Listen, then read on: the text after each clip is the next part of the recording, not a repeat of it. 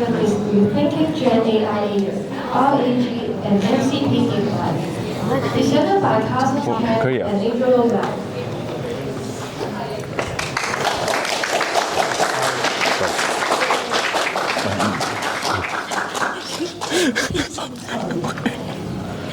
Carson is a partner solution architect at AWS. Angelo is an infrastructure architect at the West Kowloon Cultural District Authority. Together, they will share the evaluation of Agentic AI and dive deep into RAG and MCP implementations. Please welcome Carson and Angelo. Thank you.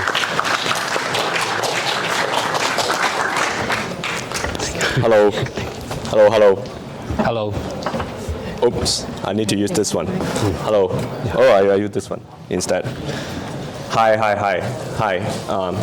Good afternoon and welcome to the AWS Community Day. First ever in Hong Kong, so I'm honored to be here. I'm Carson from the AWS Solutions Architect team. So share the same stage with me. We have Angelo, the infrastructure architect from West Kowloon Cultural District Authority. So today's sessions is mainly about RAG and MCP, two relatively traditional technique in agentic world. Traditional is meaning 1 to 2 years or 2 to 3 years. And when we think about what to share to our fellows, expert user to AWS communities, we just like the topics we will think. We will be thinking about the agentic architectures, what really matters and how to really boost the performance about agents. So as we all know, agent is orchestrated by a model so that an LLM model is important.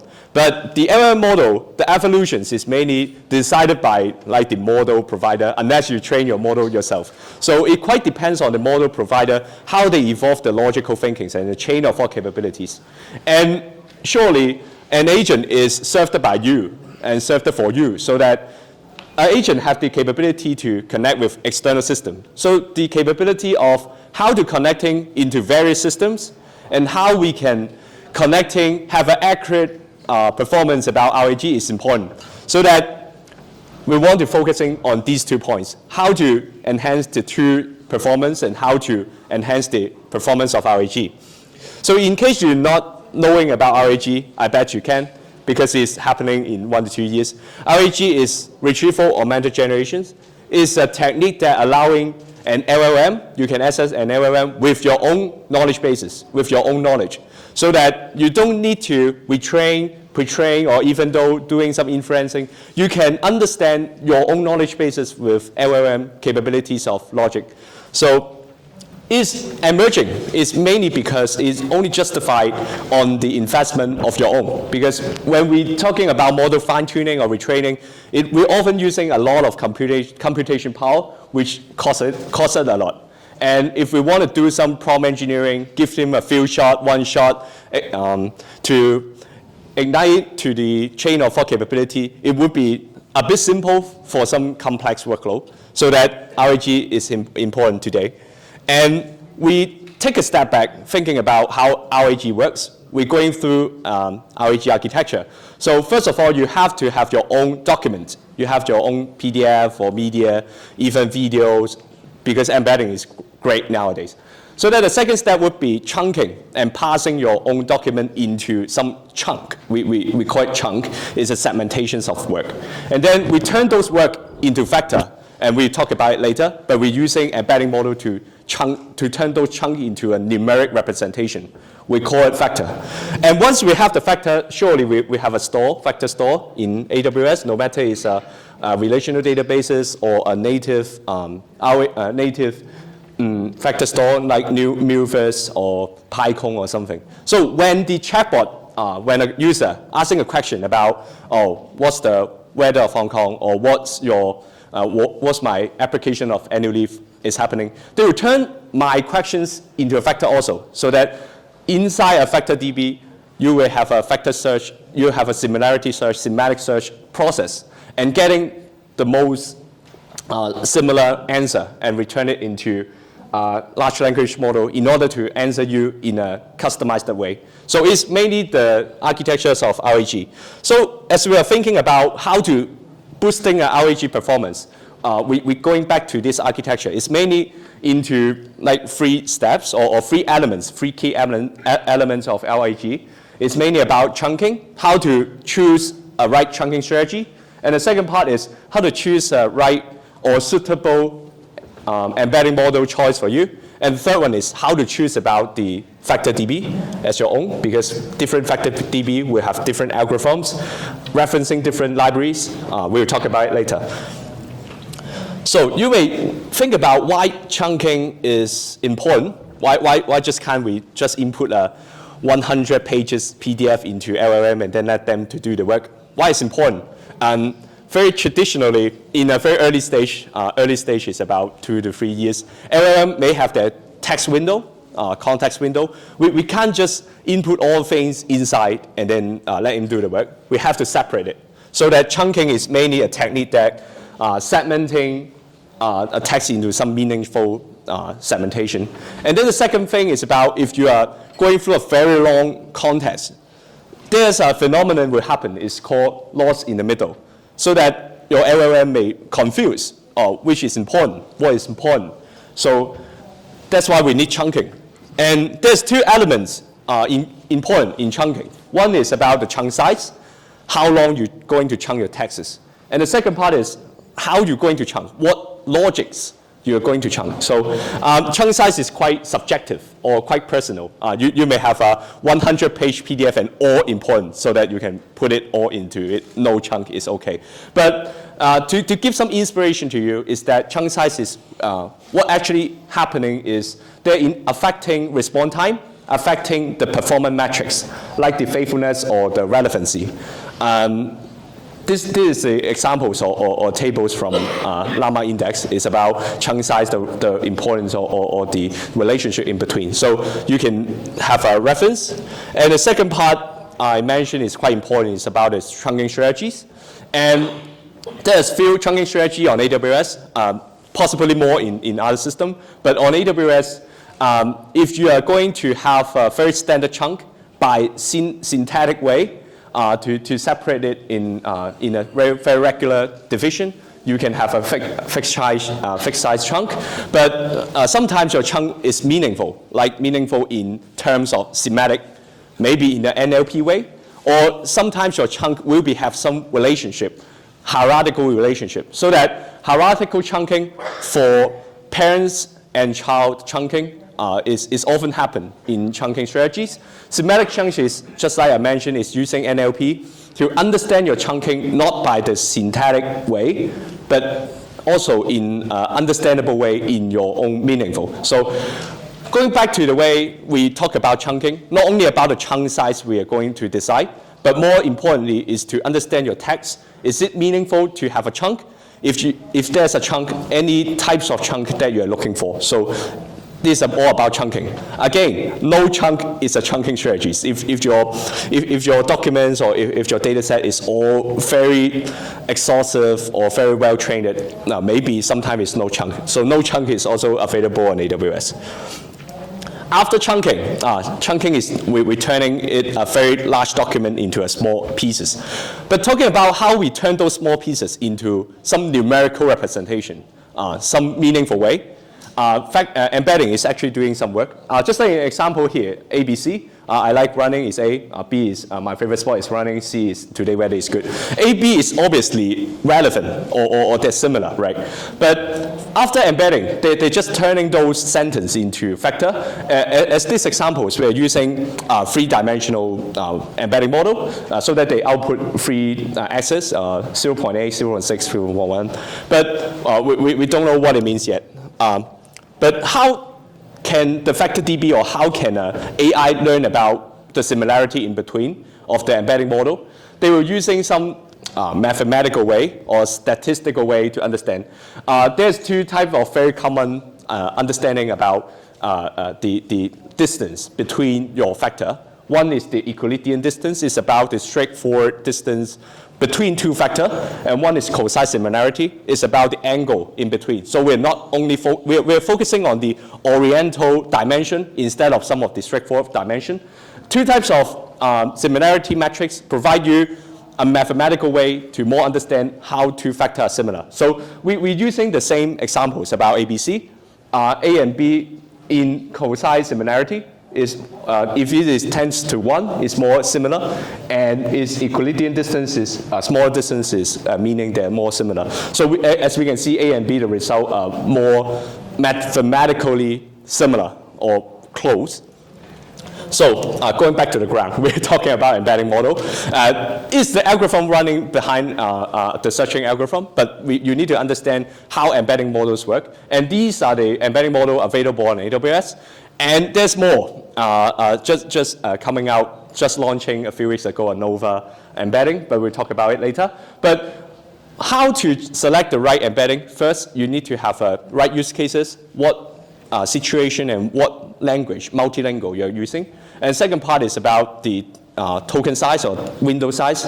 Is it capable to embed all your materials? And the third one is more important, is about the dimension. More dimension or the dimensionality is about how vector can capture your semantic meanings. More dimension, not meanings is good, because more dimension you may cause more memories in behind your vector DB. But you have to trade off, like is it good to capturing much information that much you can, or how you can sacrifice the memory cost in behind the vector DB so that you can have an understanding about it. But if you don't have an understanding, it's okay. There's a much of the testing result that running inside the embedding model. This is a new Nova multi-model embeddings. And there's a few metrics. It's quite new. It took me a little bit time to understand. But just take one as an example. Like the activity net is about how we can do the video searching, how we can ask the video, oh, I need a rabbit, I need a running man in a video, and it record in the same way so that we understand how the video searching model is going through. There's a bunch of embedding like the evaluation metrics here. So if you don't know about your own use cases about the testing window or dimensionality, it's okay, but just be aware of these type of the model. So we need to speed up, sorry. There's much of the vector, after we turning vector into into a numerical representation, we have a place to store them. So is what VectorDB is doing. There's much of the database option on AWS, but I have to highlight OpenSearch serverless, because if you're new to Bedrock knowledge bases, they will automatically launch OpenSearch serverless on your own AWS account. If you're like natively using VectorDB, maybe there's a closed source called PyCon or Milfus, also available on AWS. The robot is now. And just a very quick go through about how, after we're talking about how we're choosing chunking model, how we're choosing embedding model, and now how to, we're going to vector store, VectorDB, how we can choose the right searching model or searching algorithm. There's two, I just use OpenSearch as examples so that easily to understand. There's two searching methods. One is about the hierarchical navigatable small world. We call it HNSW. It is quite complex, Hertz-like. But just like these graphics, they will create a graphical layer by layer in order to let the searching edge in behind so that the vector can have a very graphical or very relationship in between so that they can much faster. But one of the drawbacks is that maybe the memory consuming is quite important in this stage. And another point is about inverted file index, IVF, is turning those vectors into buckets so that they can search the sub-bucket and then getting out the result if there's a result if you want. So that the main separation in between these two is about the memory usage, how much recall weight you are going to use. Obviously, this graphic is giving you a better performance, but surely IVF is not bad. It's also very good recall weight. So after searching method, you can choose searching library. There's a few of them in here, but we're not going through one by one because the time is consuming. But going back into open source it itself. They recommend you to choose the right method because sometimes the method, the libraries and the searching method is combined. For example, FAISS, they may combine to NSS stub, and sometimes they're going through combinations by combinations. But more importantly, they recommend you to consider about is the query latency, the query quality, and then memories and then indexing. So how to choose the right vector DB is quite complex, but going back to your use cases, you have those considerations in your hand. And there's actually some of the tree diagrams, decision diagram for you if you're not very expert into vector DB, and you can search your own. But I want to use this to recap my part is that there's no straight answer about vector searching or RAG because the performance or the tolerance, the acceptance level that you're using is your own, so that you can take a trade-off between quality, between cost and also the latency. Cost and latency, yep. In more memory, you're using more cost you're paying, and more accurate result you're receiving. So it's a trade-off. So it's all about the RAG part. So after this part will be Angelo part to talking about MCP more and share his experience about MCP. So, Thank you, Carson.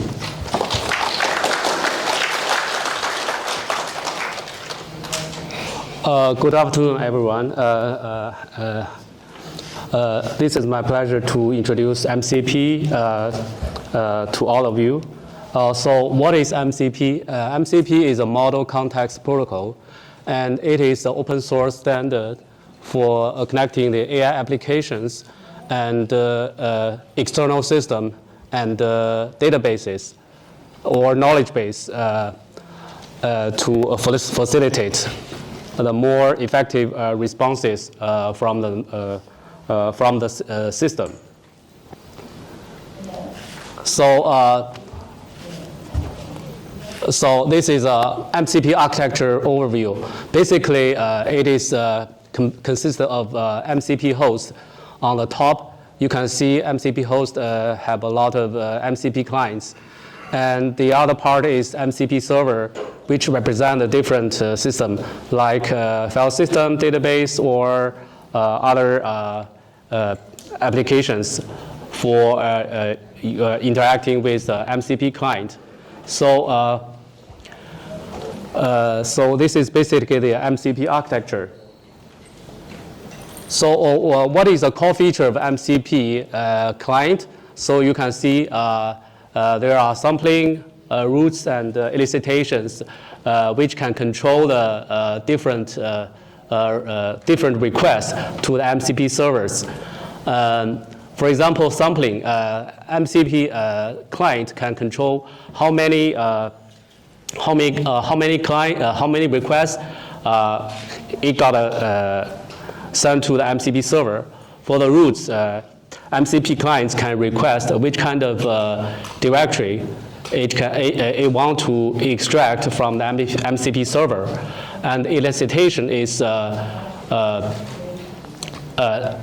how to define the preferences for the MCP client you want to get from the MCP server. So the key challenges. I'm sorry, this should be the wrong slide.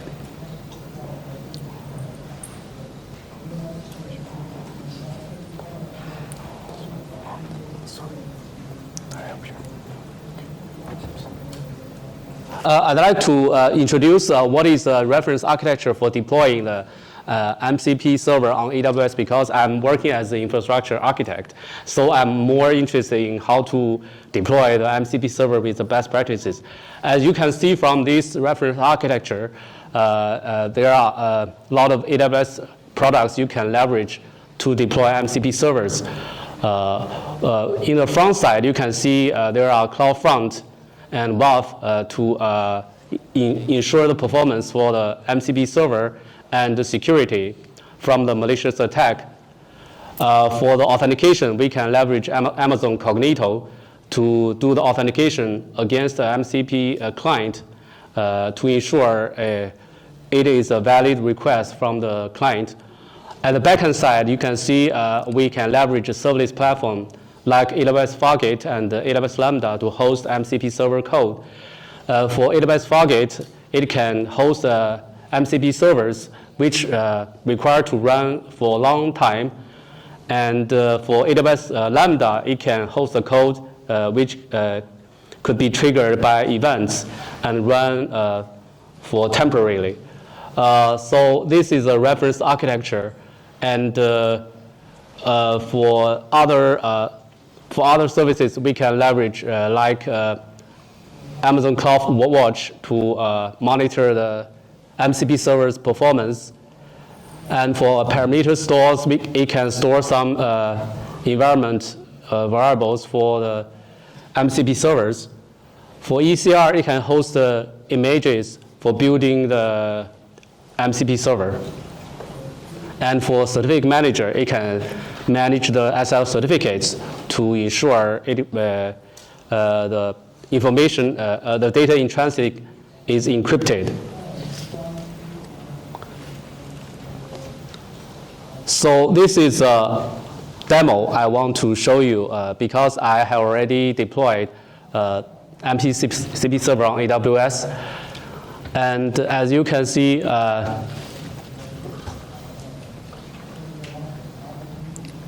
it already started to deploy the MCP server, and I'm using CDK to deploy this the whole architecture. And first, I built up the CDK toolkit, and then I use the CDK provided by AWS to deploy the backend architecture automatically.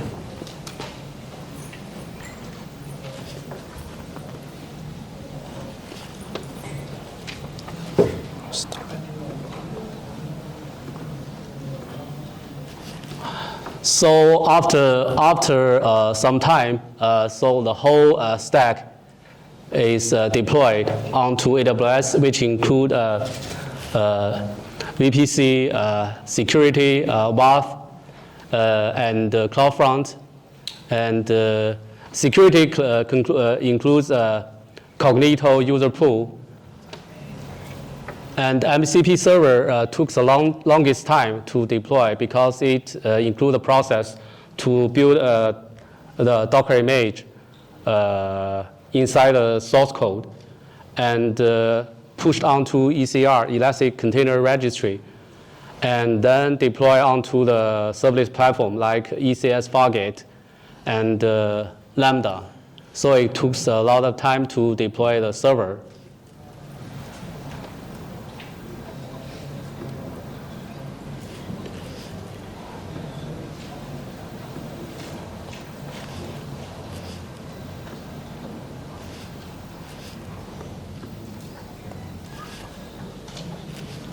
So after deploy the backend, I can interact. I can use the MCP client to interact with the MCP server.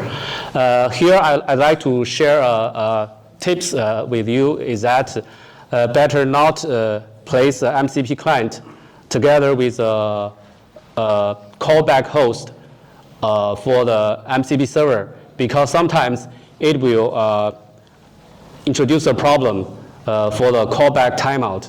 So better to choose a different host from the MCP local callback host so that to avoid this timeout problem. As you can see,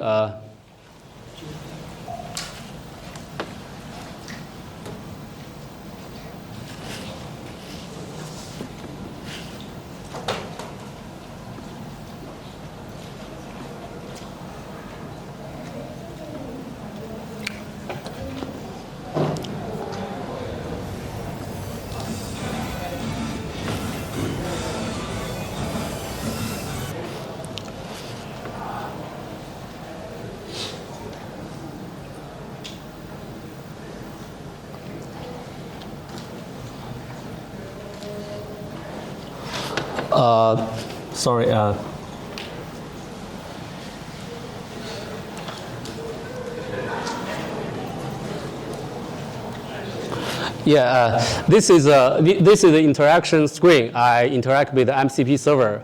This MCP server is connecting to the external website, which is api.weather.gov for predicting the weather alerts in the United States. So I just input the longitude and latitude for the position I want to predict, and then I directly call the function which is get prediction. Then it gives me the response from the external website, which is api.weather.gov. Then you can get the response. So basically, that's all I want to introduce with you regarding the MCP server on AWS. Thank you.